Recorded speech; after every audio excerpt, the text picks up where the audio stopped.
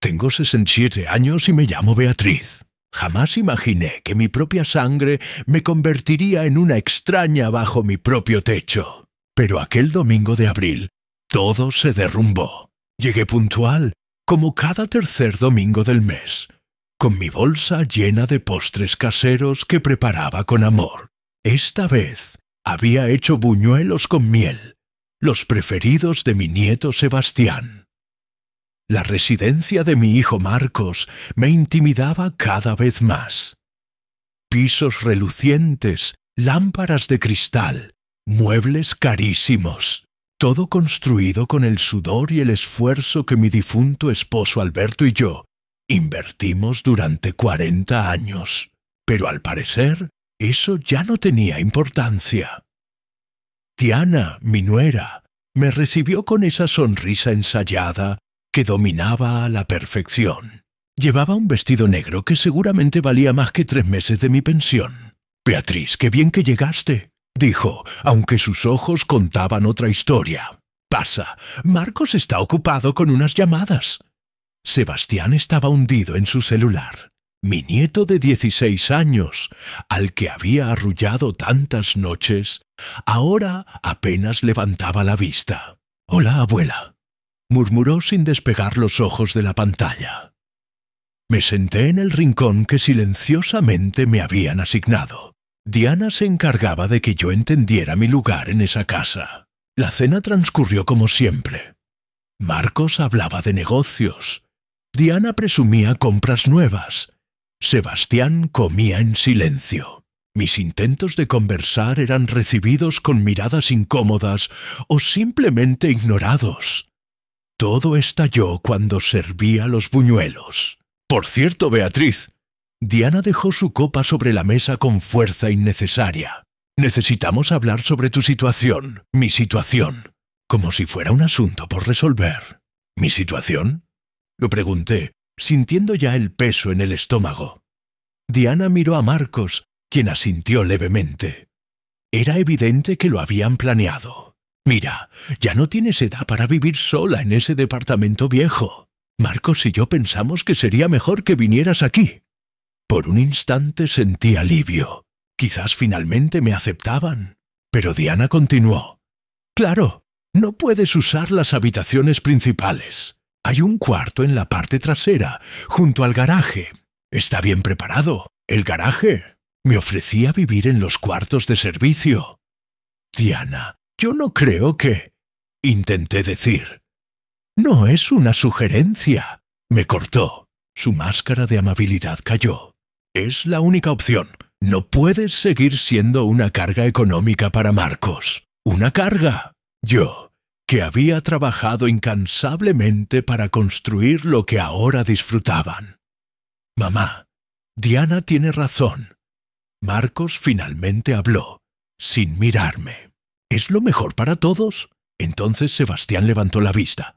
«Además, abuela, francamente ya no aportas nada, solo gastas y ocupas espacio». Sus palabras me golpearon, pero lo peor vino después. Diana se levantó, caminó hacia mí y sin aviso me empujó con fuerza. Perdí el equilibrio y tuve que sostenerme de la mesa. «¿Entendiste o no?», me gritó a centímetros de mi rostro. «Solo causas problemas. Si quieres quedarte, te vas al garaje. Ahí es donde debe estar quien no sirve para nada». Fernando permaneció inmóvil, sin defenderme. Fue entonces cuando Sebastián soltó las palabras que jamás olvidaré. «Tienes razón, mamá. La abuela solo estorba. Habría sido mejor que se hubiera muerto ella en lugar del abuelo». El aire se me cortó. Mi propio nieto prefería que yo estuviera muerta. En ese momento escuché la puerta. Marcos había llegado de sus llamadas. «¿Qué sucede aquí?», y preguntó al ver la tensión. Diana inmediatamente adoptó un tono de víctima. «Marcos, amor, le explicábamos a tu mamá la nueva situación, pero ella está siendo muy difícil». Marcos me miró con algo que jamás había visto en él. Fastidio.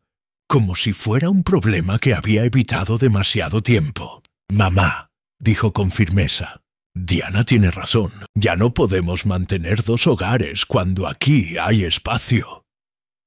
Los cuartos traseros están cómodos, añadió, como si eso lo hiciera menos humillante.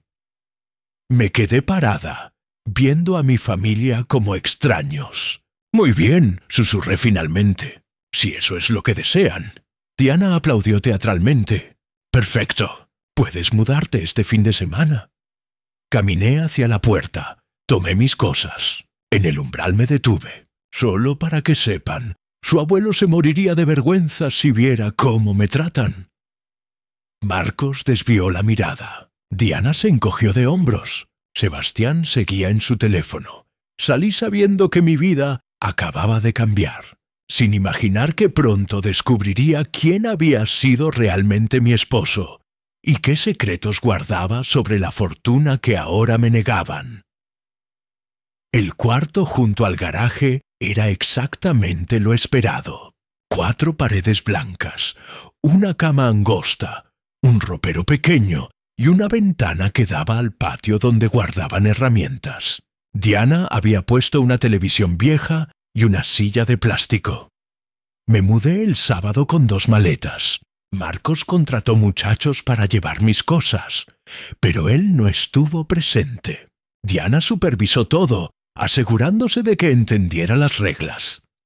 El desayuno es a las 8, la comida a las 2, la cena a las 8, explicó mientras los cargadores acomodaban. Si no estás a tiempo, esperas hasta la siguiente. No voy a estar calentando como si fueras visita. Entendido, contesté sin mirarla. Y otra cosa, nada de andar por la casa principal después de las 9 de la noche. Este es tu espacio. Aquello es el nuestro. Me habían convertido en la empleada doméstica. Los primeros días fueron devastadores. Despertaba desorientada, olvidando dónde estaba. Luego la realidad me golpeaba. Diana se encargaba de recordar mi posición constantemente. En las comidas me servía en platos de plástico diferentes a los de ellos. Cuando intentaba conversar me cortaba. Beatriz, ¿no tienes algo que hacer en tu cuarto? Sebastián había empeorado. Ahora me trataba como invisible. Si necesitaba algo de la cocina y yo estaba ahí, me decía, «Quítate», como si fuera un mueble. Marcos era quien más dolía. Mi hijo, al que cargué durante sus pesadillas, ahora me evitaba completamente. Salía temprano, llegaba tarde. Los fines de semana se iba o se encerraba. Las pocas veces que coincidíamos, su saludo era tan mecánico que daba pena. El jueves de mi segunda semana, mientras limpiaba, noté que una tabla del piso sonaba hueca. La escoba se atoró en su orilla levantada. Con curiosidad la levanté y descubrí un hueco. Adentro había una caja metálica envuelta en plástico. Mi corazón latió fuerte. La abrí con manos temblorosas. Contenía documentos, fotografías y cartas. Muchas cartas con la letra de Alberto. La primera estaba fechada 6 meses antes de su muerte, dirigida a mí. Mi querida Beatriz, comenzaba. Si estás leyendo esto, finalmente encontraste este escondite. Esperaba contarte todo en persona, pero mi corazón ya no me da más tiempo. Mis manos temblaron mientras seguía leyendo. Hay cosas sobre nuestro matrimonio, sobre nuestro dinero, sobre Marcos, que nunca te dije. No porque no confiara en ti, sino porque quería protegerte. Ahora veo que fue un error. Beatriz, tú fuiste la verdadera creadora de nuestro patrimonio. Cada negocio que prosperó fue por tus decisiones inteligentes. Yo solo firmaba papeles, pero las ideas fueron tuyas. Me quedé sin aire. Alberto siempre había sido quien negociaba, quien aparecía en documentos. Yo supuestamente me quedaba en casa. Pero hay algo más oscuro sobre Marcos. Hace 3 años, descubrí que había estado robando dinero de la empresa. Pequeñas cantidades al principio, luego más. Cuando lo confronté, me amenazó. Dijo que si lo delataba, se encargaría de que nunca vieras un peso de la herencia. Marcos había robado. Su propio padre lo descubrió. Accedí a callarme porque no quería que sufrieras. Pero ahora, leyendo estos informes médicos sobre mi corazón, me doy cuenta de que no podré protegerte mucho tiempo más. Las siguientes cartas detallaban todo, cómo Marcos había falsificado mi firma para transferir propiedades, cómo había manipulado cuentas bancarias, cómo había convencido a su padre de que yo no entendía de negocios. En una de las últimas, Alberto escribía: «Beatriz, en mi escritorio, en el cajón inferior izquierdo, hay una carpeta con tus iniciales. Ahí están las pruebas de que más del 60% de nuestros bienes te pertenecen legalmente. También hay copias de las transferencias ilegales que Marcos hizo. Mi esposo había descubierto todo y guardado las pruebas. Si algún día Marcos te trata mal, si sientes que no te respeta como mereces, usa esos documentos. No permitas que te quite lo que es tuyo». Cerré la caja temblando. Alberto había muerto sabiendo que Marcos me traicionaba y pasó sus últimos meses preparando mi defensa. Escuché pasos. Rápidamente volví a colocar la tabla y escondí la caja bajo el colchón. Diana abrió sin tocar. «Beatriz, mañana viene mi hermana con sus hijos. Necesito que no salgas de tu cuarto. No quiero que mis invitados piensen que tenemos situaciones raras». La miré con una calma que me sorprendió. «Por supuesto, Diana». Ella frunció el ceño, sorprendida por mi tono tranquilo, pero se fue. Me senté con el corazón latiendo fuerte. Alberto me había dejado un regalo, la verdad, y con la verdad, ahora tenía que conseguir esos documentos del escritorio de Alberto.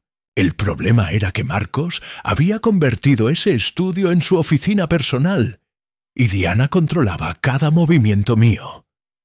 Esa noche, por primera vez en semanas, dormí sonriendo. Mi familia creía tenerme derrotada, pero acababa de descubrir que el juego apenas comenzaba. Llevaba 3 semanas en el cuarto del garaje cuando tuve el primer episodio. Era martes por la mañana.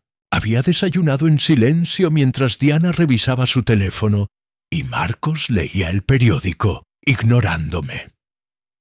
Regresé a mi cuarto y de repente sentí que el pecho se me cerraba. Me senté tratando de calmarme, pero el dolor se intensificó. Era como si una mano gigante apretara mi corazón. Sudaba frío, sentía náuseas.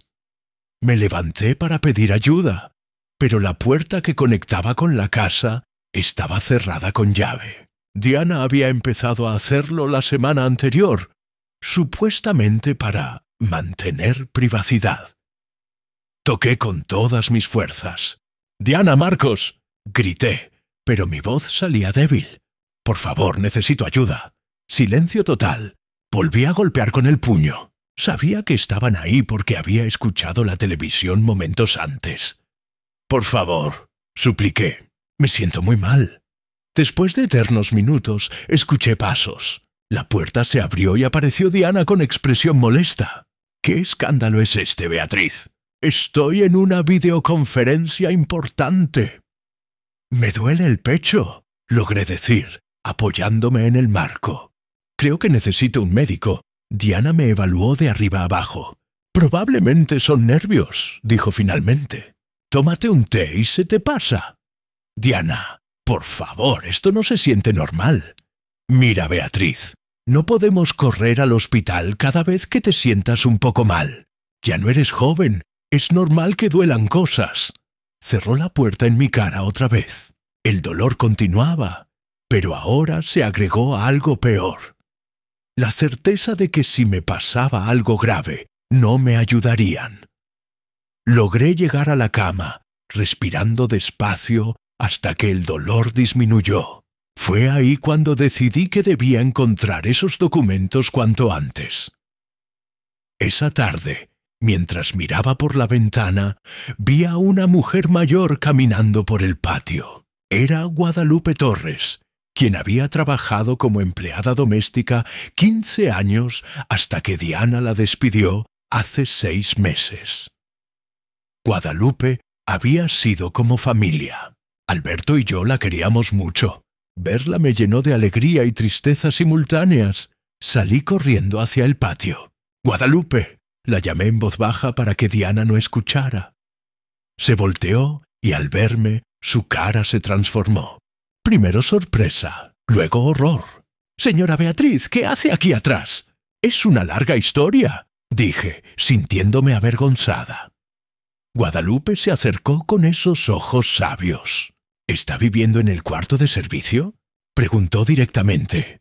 Asentí sin poder hablar. Se me llenaron los ojos de lágrimas. «Ay, señora Beatriz», susurró y me abrazó fuerte. Sabía que esto iba a pasar. ¿Sabías? «Siéntese», dijo señalando unas sillas viejas arrumbadas. «Tengo que contarle muchas cosas». Nos sentamos y Guadalupe tomó mis manos. «Señora, yo nunca le dije nada mientras el señor Alberto vivía porque no quería causarle problemas. Pero esa Diana es muy mala». «Cuéntame», le pedí. Desde que llegó, empezó a cambiar todo. Primero convenció al señor Marcos de que yo cobraba demasiado. Luego de que mi comida no era suficientemente elegante. Eso concordaba con lo que había visto.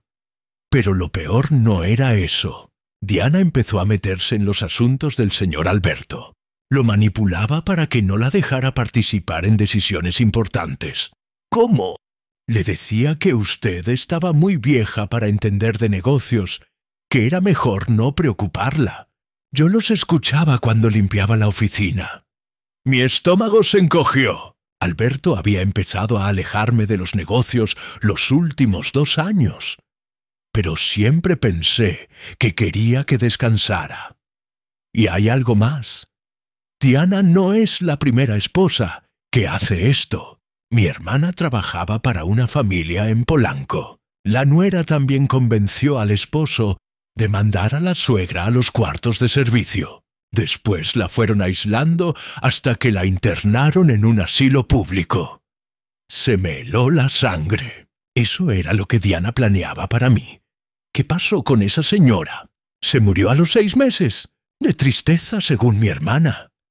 Nos quedamos en silencio procesando la información. «Señora Beatriz, yo venía a recoger unas plantas que sembré cuando trabajaba aquí, pero ahora que la vi, me da mucho miedo dejarla sola. Guadalupe, necesito pedirte un favor enorme, lo que sea, señora. Necesito que me ayudes a entrar al estudio de Alberto. ¿Hay documentos ahí que debo encontrar?». Guadalupe pensó. «El señor Marcos sale todos los miércoles a las 8 para su junta semanal. No regresa hasta las 2. Diana se va al gimnasio de 9 a 11. ¿Crees poder conseguir una copia de la llave?» «No necesito copia», sonrió. «Nunca les dije que tenía llaves de toda la casa. Las guardé por si necesitaba regresar por algo olvidado». Sentí esperanza por primera vez en semanas. «Guadalupe, ¿por qué haces esto por mí? Señora, usted y el señor Alberto me trataron como familia 15 años. Cuando mi hijo se enfermó, ustedes pagaron el hospital. Diana me corrió porque sabía que yo la conocía bien, que sabía lo que planeaba». «¿Qué planeaba?» Guadalupe se acercó y bajó la voz. La mañana que me corrió, escuché una llamada. Hablaba sobre asilos, preguntando precios, qué necesitaba para internar a alguien contra su voluntad. El mundo se me vino encima. Diana no solo me quería en el cuarto de servicio, me quería fuera completamente. «Hay más», continuó. «También hablaba de cuentas bancarias, de transferir dinero, de cambiar beneficiarios. Señora Beatriz, esa mujer no solo la quiere fuera, quiere que desaparezca. Mañana es miércoles», dijo levantándose. «Nos vemos aquí a las 9:30. Vamos a encontrar esos papeles». Antes de irse, me abrazó otra vez. «Señora, no se deje vencer. El señor Alberto la amaba y sé que no hubiera permitido esto». Esa noche, acostada en mi cama, sentí algo que no había sentido en mucho tiempo. Esperanza. No estaba sola. Alberto me dejó las pruebas y ahora tenía a alguien que me ayudaría. Diana creía tenerme bajo control, pero estaba a punto de descubrir que había subestimado gravemente a la viuda que decidió humillar. El miércoles amaneció nublado. Me levanté a las 6, con los nervios hechos nudos. Había repasado el plan con Guadalupe docenas de veces, pero seguía sintiendo que algo podría salir mal. A las 8 en punto, escuché el auto de Marcos salir. A las 9:15, Diana salió en su Mercedes, como hacía todos los miércoles. Su puntualidad obsesiva, que siempre me molestó, ahora era mi salvación. A las 9:30 exactas, Guadalupe apareció. Llevaba una bolsa grande y me saludó con sonrisa nerviosa. «¿Lista, señora Beatriz?» «Lista», mentí porque mis piernas temblaban. Caminamos hacia la puerta trasera. Guadalupe sacó un llavero y encontró la llave correcta al primer intento. «Todavía recuerdo cada cerradura», murmuró mientras abría. Entramos por la cocina impecable. Diana era obsesiva con la limpieza, pero yo sabía que era solo fachada. Por dentro era más sucia que nadie. «El estudio está al fondo», le dije, aunque ella lo sabía. Caminamos en silencio por el pasillo que me había visto criar a mi hijo, testigo de tantas conversaciones familiares. Ahora me sentía ajena, como si fuera casa de extraños. La puerta del estudio estaba cerrada, pero Guadalupe tenía esa llave también. Cuando la abrió, me quedé sin aire. Marcos había cambiado todo. Donde antes había estado el escritorio de madera que Alberto y yo escogimos para celebrar su primer gran negocio, ahora había uno moderno de vidrio y metal. Las paredes antes llenas de fotos familiares, ahora tenían diplomas de Marcos y fotos con gente importante. Era como si hubiera borrado toda huella de su padre.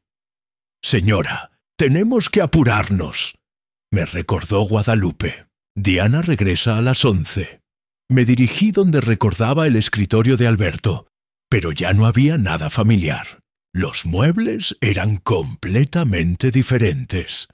«Guadalupe, ¿recuerdas dónde guardó Marcos las cosas de Alberto?» «Sí, señora. Hay un closet en el cuarto de huéspedes donde guardó cajas. Lo vi cuando trabajaba aquí. Corrimos al segundo piso. En el fondo del closet había 3 cajas marcadas Papeles AB. Alberto Vargas, abrí la primera con manos temblorosas. Documentos viejos, facturas, contratos, nada de lo que buscaba. La segunda tenía álbumes de fotos y libros. Tampoco. Cuando abrí la tercera, ahí estaba. Una carpeta manila marcada BUD, Beatriz Vargas. La abrí, y lo que vi me quitó el aliento. El primer documento era escritura de la casa donde vivía como sirvienta. Según el papel, yo era dueña del 50%. Alberto había puesto mi nombre en todas las propiedades importantes. El segundo documento era más impresionante. Los papeles de constitución de la empresa que ahora manejaba Marcos. Yo aparecía como socia fundadora al 40%. Pero el documento que me cambió la vida estaba al final. Una copia del testamento verdadero de Alberto, fechado 2 meses antes de su muerte. Me dejaba el 60% de todos los bienes. A Marcos solo el 40%, con la condición explícita de garantizar mi bienestar y respeto. «Guadalupe», dije con voz quebrada, «esto no puede ser real». Ella leyó por encima de mi hombro. «¿Qué significa?» «Significa que soy rica, muy rica. Significa que esta casa es más mía que de Marcos. Significa que he estado viviendo como limosnera en mi propia propiedad». Seguí revisando. Había copias de transferencias bancarias ilegales que Marcos hizo después de la muerte de Alberto. Documentos falsificados con mi firma. Pero yo sabía que nunca firmé esos papeles. Lo más impactante fue una carta dirigida al abogado familiar, con fecha de una semana antes de que Alberto muriera.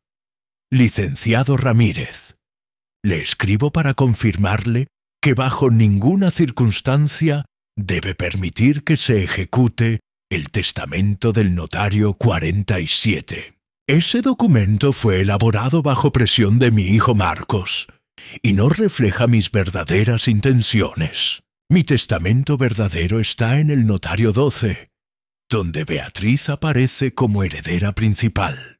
Si algo me sucede antes de aclarar esto personalmente, asegúrese de que este documento llegue a manos de mi esposa. Señora Beatriz. Guadalupe me tocó el hombro. Tenemos que irnos. Son las 10:40. Rápidamente tomé todos los documentos y los metí en la bolsa de Guadalupe. Volvimos a poner las cajas en su lugar y corrimos a la planta baja. Estábamos cerrando la puerta trasera cuando escuchamos el Mercedes de Diana entrando. «¡Rápido!», susurró Guadalupe. «Finja que riega plantas». Diana entró por la principal mientras yo fingía estar ocupada con una manguera. No nos vio. Guadalupe y yo nos despedimos rápidamente.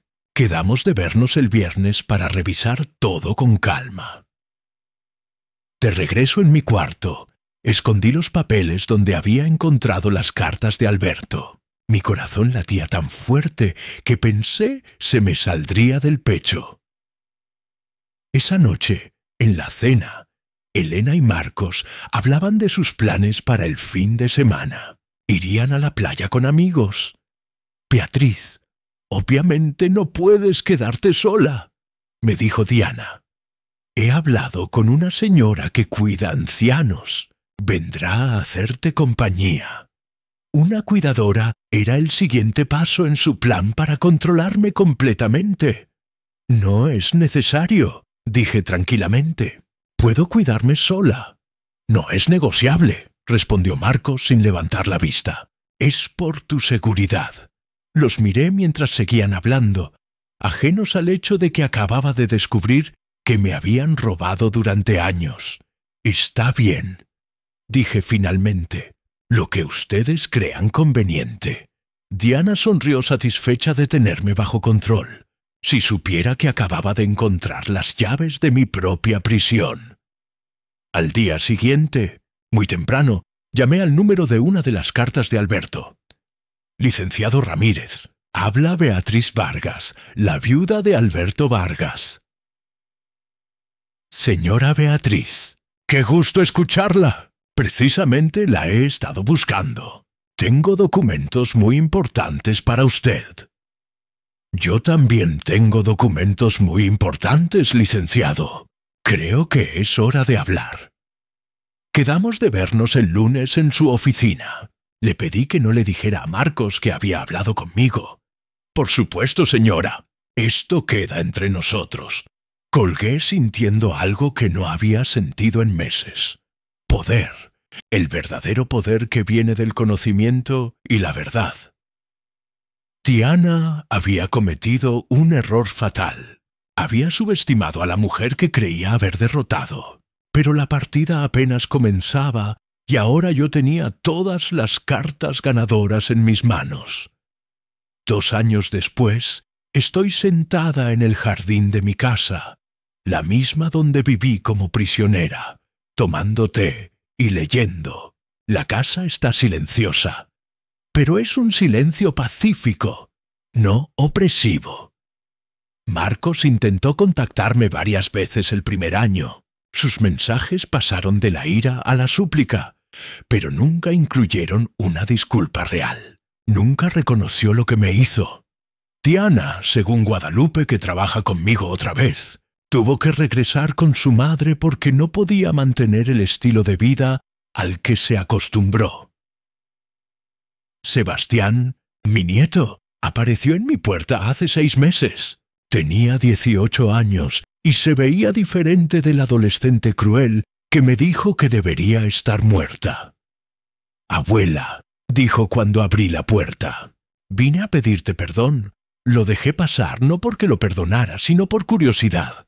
¿Perdón por qué exactamente? Pregunté por todo, por tratarte mal, por no defenderte, por decir esas cosas horribles. Me senté frente a él en la misma sala donde había confrontado a sus padres.